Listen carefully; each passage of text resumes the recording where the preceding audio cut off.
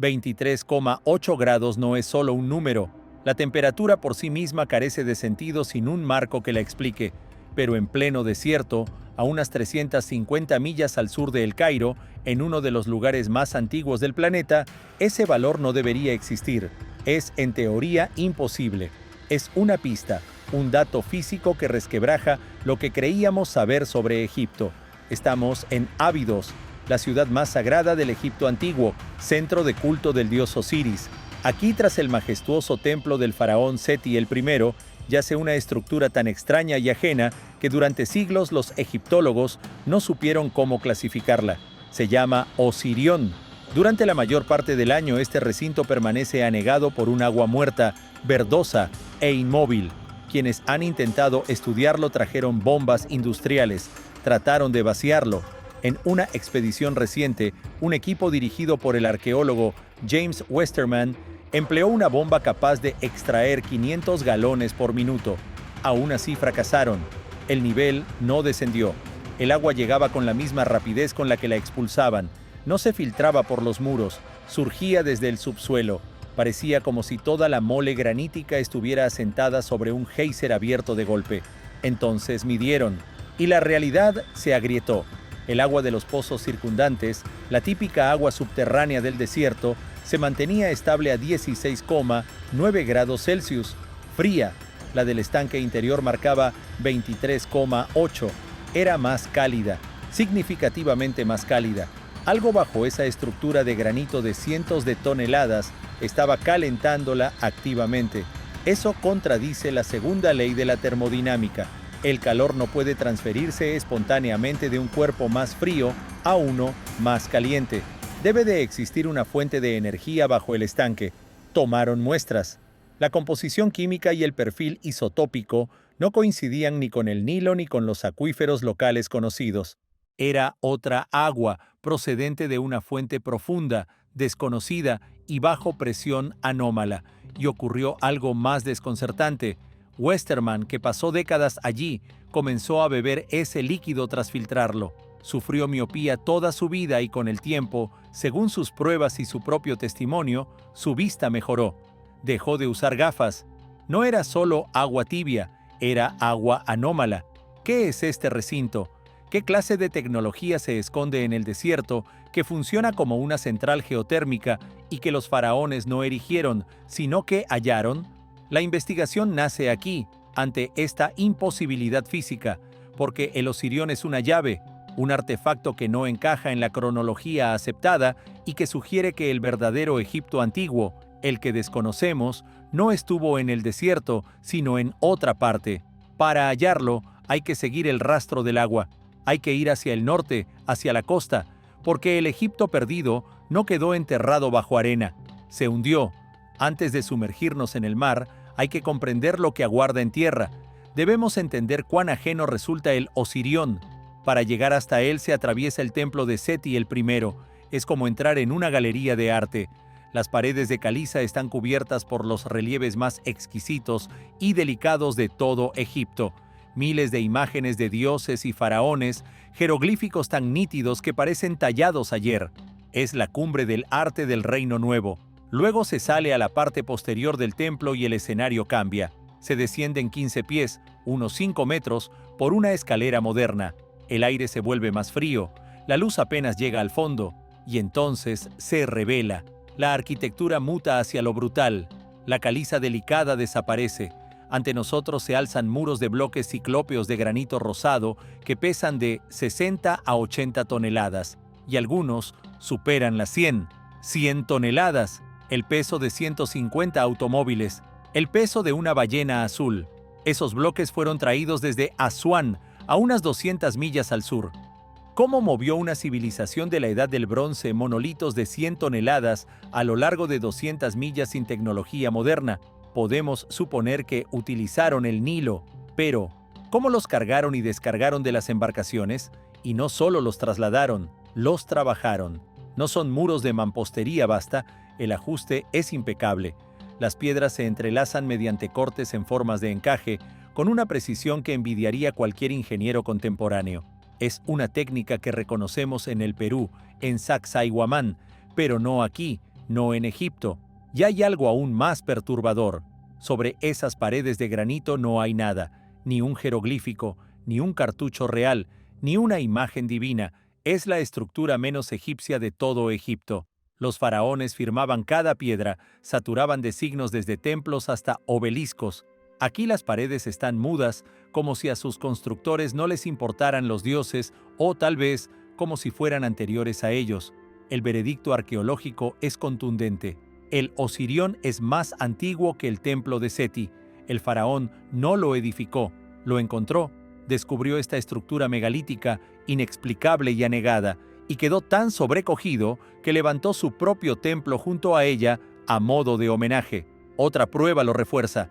En los muros exteriores de caliza que envuelven el núcleo granítico, investigadores como el Dr. Robert Esham, geólogo de la Universidad de Boston, hallaron señales de erosión no por viento sino por agua, surcos verticales profundos, labrados por miles de años de lluvias torrenciales.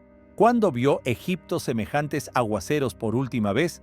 La respuesta apunta al período húmedo africano, la etapa del Sáhara Verde, hace más de 10.000 años, cuando Egipto aún no era un desierto. Eso implica que el Osirión ya estaba allí. Es anterior a la primera dinastía, más viejo que las pirámides, anterior a la escritura. Un legado de una civilización de la que nada sabemos, capaz de mover bloques de cientos de toneladas y, quizá, de construir una máquina geotérmica en el desierto.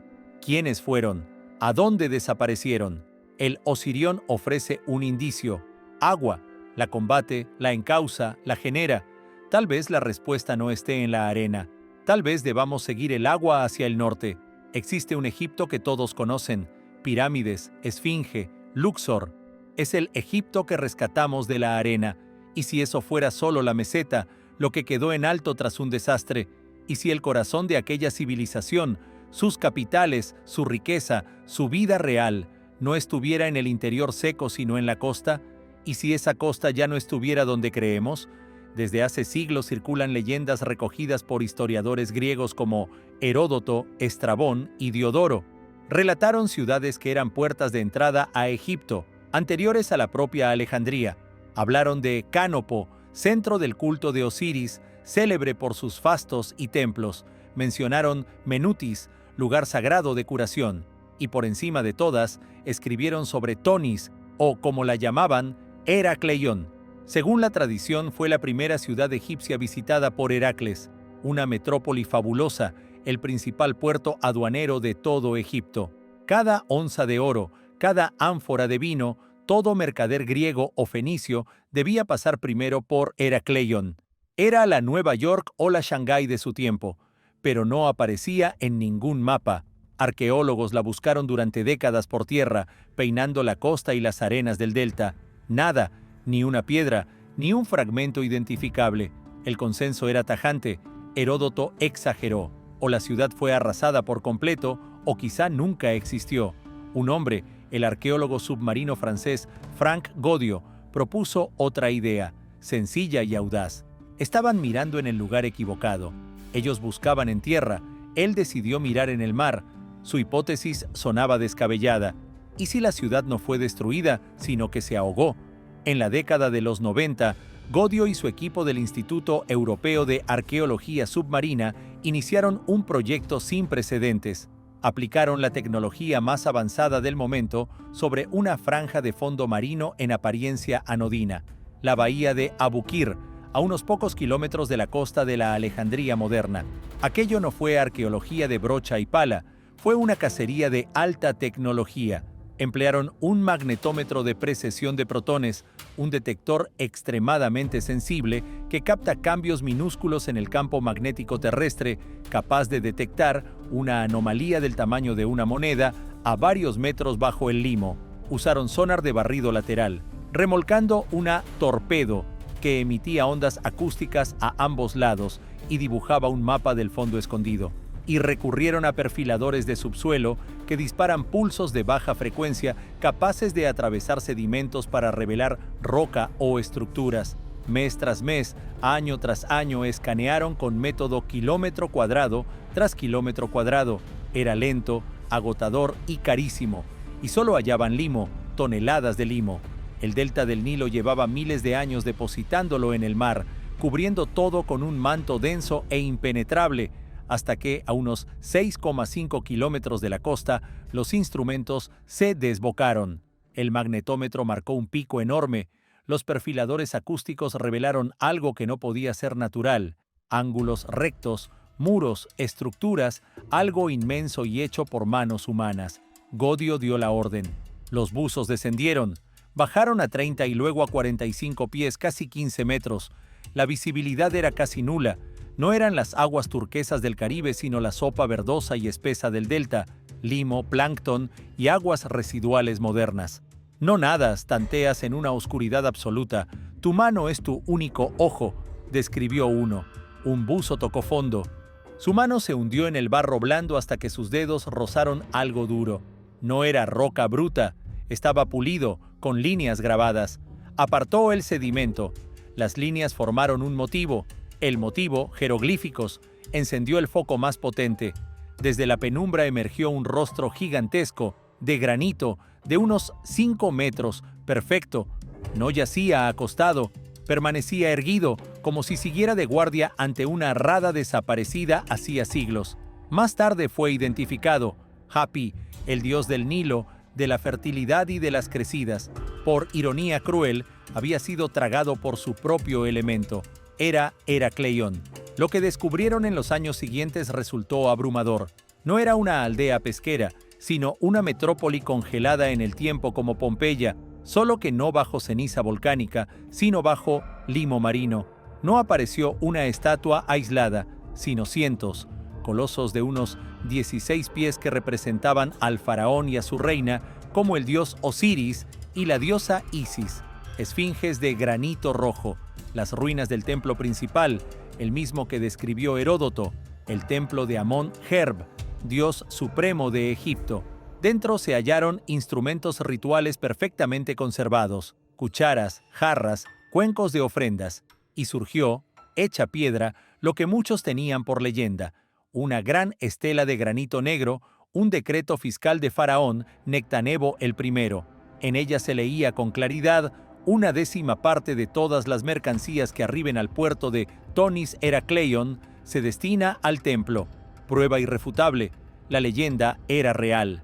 Aparecieron cientos de monedas de oro procedentes de todo el Mediterráneo, pesas de plomo y bronce para balanzas, y decenas de pequeños sarcófagos de caliza con animales momificados como ofrendas.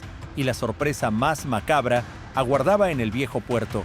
No era solo un muelle, era una necrópolis marítima. Se encontraron 64 naves antiguas. No estaban dispersas al azar por un temporal, sino alineadas con cuidado y, al parecer, hundidas adrede en un punto, sepultadas bajo piedras y escombros del templo. ¿Por qué? ¿Un sacrificio ritual? ¿Un entierro masivo de la flota? ¿O un último intento desesperado de improvisar un dique contra el desastre que se avecinaba? Un intento que fracasó. Heracleion reveló un mundo donde comercio y religión se trenzaban, la puerta de entrada al país más rico y poderoso de la tierra, y se desvaneció. Su hallazgo no cerró la historia, la abrió. Si Heracleion se hundió, ¿qué más yacía ahí abajo? El equipo de Godio amplió la búsqueda y el panorama se volvió más amplio y más inquietante. Heracleion no estaba sola. Cercana, en la misma bahía de Abukir, emergieron los restos de otra ciudad, Cánopo, famosa por sus templos de sanación y festividades decadentes. También estaba en el fondo. Luego aparecieron ruinas de Menutis, otro enclave sagrado. Toda la línea costera, todo el antiguo delta, se estaba hundiendo. Entonces dirigieron la mirada al Gran Premio, la ciudad que creíamos conocer. La Alejandría actual bulle con millones de habitantes. Pero, ¿dónde estaba la Alejandría antigua? La de Alejandro Magno y Cleopatra, la del Faro, una de las 7 maravillas, y la gran biblioteca. Buzos locales de esponjas contaban desde hacía generaciones que veían columnas y estatuas en el puerto oriental. Se les tachó de fabuladores. El equipo de Godio escaneó sistemáticamente ese puerto. Encontraron el barrio real. Bajo las quillas de los botes de pesca modernos, a apenas 6 a 8 metros de profundidad, yacía el palacio hundido de la última reina de Egipto. No es metáfora ni conjetura, es un hecho. Los buzos nadaron entre los restos de sus aposentos privados. Hallaron sus estatuas y las de su padre, Ptolomeo XI. Saliendo de las sombras aparecieron esfinges de basalto negro que antaño guardaron su templo, joyas, monedas con su perfil, ánforas de vino, frascos cosméticos, incluso suelos de mosaico sobre los que caminó. Era como descubrir un mundo perdido a la vista de todos. También encontraron el faro, no en pie sino colapsado. En el fondo, como huesos de un gigante, reposaban bloques de granito de 75 toneladas, los restos de una torre que alcanzó unos 20 metros. Una serie de terremotos la dañó y terminó por caer en el siglo X. Toda la costa, todas las grandes ciudades tolemaicas, Heracleion, Cánopo, Menutis y el barrio real de Alejandría, quedaron bajo el agua. No fue una tragedia aislada, fue un cataclismo. ¿Qué ocurrió? ¿Cómo la civilización más poderosa de su tiempo perdió sus grandes ciudades ante el mar? La respuesta es tan compleja como Egipto mismo. No hubo un único enemigo. Fue la tormenta perfecta de tres factores que conspiraron para borrar la historia. Primero, la geología.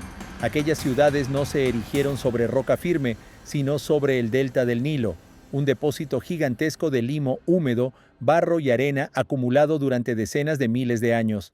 Un terreno inestable, pantanoso y saturado de agua. Segundo, el peso. Los faraones y los ptolomeos no construían chozas de juncos, levantaban templos colosales, alzaban estatuas de 16 pies, montaban bloques de faro de 75 toneladas. Esa carga inimaginable presionó sobre un sustrato blando hasta hacerlo ceder lentamente. Es la subsidencia. Siglo tras siglo, metro a metro, las ciudades se hundieron. El tercer factor, el detonante, fue un terremoto. Egipto no suele pensarse como zona sísmica, pero lo es. La placa mediterránea empuja sin descanso a la africana. En el año 365 d.C. se registró uno de los seísmos más potentes de los que hay memoria, el de Creta. Su magnitud se estima en 85 o superior. Provocó un megatsunami que arrasó las costas mediterráneas de Grecia a Libia. El historiador romano Amiano Marcelino escribió que el mar se retiró y regresó con furia, elevando barcos sobre los tejados de Alejandría. Si juntamos todo, la imagen es clara. Una ciudad construida sobre lodo húmedo, millones de toneladas de peso encima y de pronto, un martillazo sísmico. El resultado es lo que los ingenieros llaman licuefacción del suelo. El terreno, saturado de agua, pierde su estructura al vibrar, se vuelve sopa líquida y todo lo que se alza sobre él, edificios, estatuas, templos, personas, se hunde. Heracleion se fue a pique de inmediato. Los análisis del limo indican una catástrofe instantánea. Cayó en un solo día. Como Pompeya, quedó congelada en el tiempo, no por ceniza sino por sedimento. Esto explica cómo se hundieron, pero revela otra pérdida aún más honda. No solo desaparecieron ciudades, oro y estatuas, se perdió conocimiento. La joya de la corona de Alejandría no fue el puerto ni el palacio de Cleopatra, sino la gran biblioteca. La versión oficial dice que ardió por accidente. Julio César, en 148 a.C., sitiado en Alejandría durante la Guerra Civil, ordenó quemar barcos en el puerto para cortar la flota enemiga, y el fuego se extendió. Sí, hubo incendio y quizá ardieron rollos almacenados en los almacenes del muelle, pero muchos autores posteriores, como Estrabón y Séneca, mencionan la biblioteca como institución viva, el núcleo, el Museion, el templo de las musas, donde se guardaba la colección principal, habría sobrevivido. La destrucción final no fue un accidente, fue una serie de purgas culturales. Pasaron los siglos, cambió el imperio. En el año 391 d.C., el emperador Teodosio, fervoroso cristiano, prohibió y mandó destruir templos paganos. Una turba, incitada por el obispo Teófilo de Alejandría, irrumpió en el Serapeo, filial de la biblioteca donde se conservaban muchos de los rollos supervivientes. Lo arrasaron, quemaron lo que no pudieron comprender. Y lo que quedaba se perdió en el año 642, cuando el califa Omar tomó la ciudad. La leyenda le atribuye estas palabras: si estos libros concuerdan con el Corán, son inútiles; si lo contradicen, son dañinos. ¡Quemadlos! Se dijo que 700,000 rollos alimentaron los hornos de los baños durante 6 meses. Esa es la versión oficial. trágica pero comprensible. Existe, sin embargo, una teoría más inquietante. Los sacerdotes egipcios, como los de Heracleión, no solo oficiaban ritos, eran depositarios del saber, astrónomos, matemáticos. A su juicio custodiaban registros que se remontaban muy atrás. La Biblioteca de Alejandría no era solo poesía griega, era la traducción y catalogación de ese saber egipcio antiguo. La teoría sostiene que lo más valioso no se quemó. El incendio habría servido de cortina de humo. Los romanos, prácticos e ingenieros, sabían lo que destruían y no deseaban que ese conocimiento fuese público. Mientras la turba consumía textos secundarios, legiones habrían sacado discretamente los verdaderos tesoros: mapas del mundo previo a la Edad de Hielo, tratados matemáticos, diagramas de ingeniería, crónicas que se remontarían mucho más allá de los faraones, quizá capaces de explicar quién construyó el Osirión y por qué. Ese botín habría viajado al centro del nuevo imperio, Roma, y cuando Roma cayó, esos textos pasaron a su único heredero organizado, la Iglesia Católica. Permanecerían aún hoy en un lugar más hermético que cualquier ministerio, la Biblioteca Apostólica Vaticana en su Archivum Secretum. No sabemos qué guarda, su inventario es inaccesible. Se habla de 85 kilómetros de estanterías y de textos que ningún historiador independiente ha visto en 500 años. Buscamos respuestas en las aguas turbias de la bahía de Abukir, mientras quizá reposan en un anaquel de Roma cubiertas de polvo y marcadas como secreto. Sabemos, eso sí, que no solo se perdió filosofía, se perdió tecnología, porque una muestra diminuta sobrevivió. En el año 1901, casi un siglo antes de Godio, buzos griegos de esponjas fueron sorprendidos por una tormenta cerca de la pequeña isla de Anticitera. Al amainar, bajaron en busca de esponjas y encontraron un pecio romano a unos 45 metros de profundidad. Rescataron estatuas de mármol, ánforas de bronce y, entre ellas, una masa informe de bronce del tamaño de una caja de zapatos cubierta de costras calcáreas. Aquello durmió en el Museo de Atenas sin que nadie supiera qué era. No fue hasta los años 70 y luego ya en los 2000, con radiografías y tomografías, cuando se pudo mirar dentro. Lo que apareció revolucionó nuestra idea del mundo antiguo. Dentro había una máquina, un sistema complejo de al menos 30 engranajes y quizás 70, cortados con precisión, con un diferencial, un tipo de engranaje que no reinventamos hasta el siglo XV d.C. Tras una década de estudio, se concluyó que era un computador analógico, un mecanismo antiguo datado en torno a 100 a 150 a.C. ¿Para qué servía? Simulaba el cosmos. Al girar una manivela, los engranajes movían agujas en la cara frontal que indicaban posiciones del Sol, la Luna y los 5 planetas conocidos, las fases lunares, su órbita irregular. En la parte posterior, predecía eclipses solares y lunares y seguía el ciclo de 4 años de los Juegos Olímpicos. Era el teléfono inteligente de su época, un instrumento científico de una complejidad y precisión asombrosas. ¿De dónde procedía? El barco era romano y llevaba tesoros griegos. La ruta probable iba de Grecia, quizá Rodas, a Roma. ¿Y dónde estaba el centro intelectual capaz de concebirlo? Solo hay una respuesta verosímil: Alejandría. El mecanismo sería un superviviente de las tecnologías desarrolladas en el Mausión a la sombra de la gran biblioteca. Es una prueba física de cuánto subestimamos a aquellos sabios. Si podían construir esto entonces, ¿qué más habrían sido capaces de hacer en los siglos anteriores y posteriores? ¿Qué sabía la última custodia de aquella biblioteca, Cleopatra? Cleopatra, la última soberana tolemaica, no fue solo una reina. Tal vez fue la última persona con acceso pleno al acervo del Mausión. La memoria popular, moldeada por teatro y cine, la reduce a una seductora. Pero las fuentes retratan a una mujer de genio. Plutarco escribió que fue la única de su dinastía que se tomó la molestia de aprender egipcio. Hablaba 9 lenguas, era matemática, escribió tratados médicos y casi consiguió unir Egipto y Roma en un nuevo imperio. Sabía lo que escondían aquellos rollos, y cuando perdió, cuando su flota cayó ante Octavio en Accio y Marco Antonio murió en sus brazos, entendió que todo se acababa. Se encerró en su mausoleo y, según la leyenda, se quitó la vida con un áspid.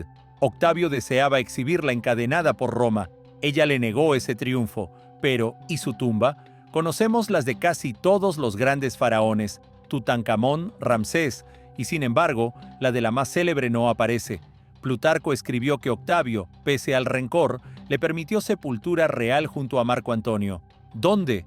Durante siglos se la buscó en Alejandría, bajo la ciudad moderna, en el barrio real sumergido. Nada. Hizo falta de nuevo una mirada externa. Kathleen Martínez, abogada dominicana, se obsesionó con Cleopatra. Dedicó 12 años a estudiar textos antiguos, mapas e imágenes satelitales. Propuso una idea. Todos buscaban en Alejandría, pero Cleopatra no fue una reina griega cualquiera. Se proclamó nueva encarnación de la mayor diosa egipcia. Si quieres ser enterrada como una diosa, razonó, no eliges un mausoleo griego, eliges un templo de Isis.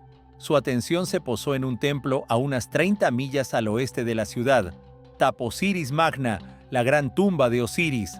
Según el mito, allí Isis halló parte del cuerpo de su esposo Osiris. Era uno de los lugares más sagrados. En el año 2005, Martínez convenció a Zahi Hawass, responsable de antigüedades egipcias, para excavar. Le concedieron 2 meses. La comunidad arqueológica se rió. Una abogada aficionada, buscando la tumba de Cleopatra, sigue allí, y lo que halló acalló las burlas. Identificó una necrópolis gigantesca alrededor del templo. Descubrió tumbas nobiliarias de 2000 años orientadas hacia el santuario. Querían reposar junto a alguien de enorme importancia. Encontró monedas con el perfil de Cleopatra y un busto de la reina. Y bajo el templo apareció algo inesperado, un túnel, no uno cualquiera, sino una obra de ingeniería tallada en roca viva, a 13 metros de profundidad y 2 de altura, que se prolonga 1.300 metros en línea perfecta. Está parcialmente inundado. Más agua. Conduce hacia el Mediterráneo. Vía de escape. Trayecto ceremonial hacia el más allá. Siguen excavando. Aún no dan con la cámara principal, pero encuentran pistas. Inscripciones que nombran a la Reina de Reyes, uno de los títulos oficiales de Cleopatra. Obreros locales han contado episodios extraños, tormentas de arena repentinas que despejan áreas nuevas, sueños vívidos en los que la reina les señala dónde cavar. Folclore quizá, pero la atmósfera de la búsqueda es innegable. Martínez cree estar a las puertas. Cree que no hallará solo una momia, sino una respuesta. Cleopatra fue la última en conocer los secretos de la biblioteca, la última que pudo comprender el Osirión, la última que quizá tuvo en sus manos la tecnología del mecanismo de anticitera. Si fue enterrada, su tumba no sería solo tesoro, sería archivo, un gesto final de desesperación, preservar el conocimiento que sus enemigos intentaron borrar. Reunamos las pistas. Pista A. Al sur, en el desierto, el Osirión, una estructura megalítica ajena al estilo egipcio, con evidencias de erosión por lluvias de hace más de 10.000 años y un comportamiento anómalo que calienta agua desde una fuente desconocida. Es tecnología. Pista B. Al norte, una civilización ahogada. Toda una costa.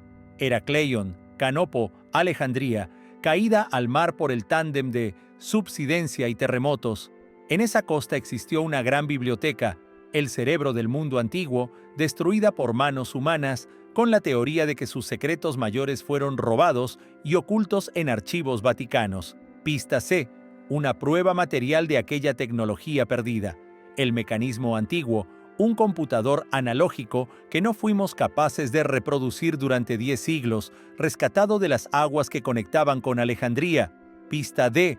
Una detective moderna, Kathleen Martínez, que busca la tumba de la última depositaria de esos secretos en un templo, otra vez obsesionado con el agua como el propio Osirión.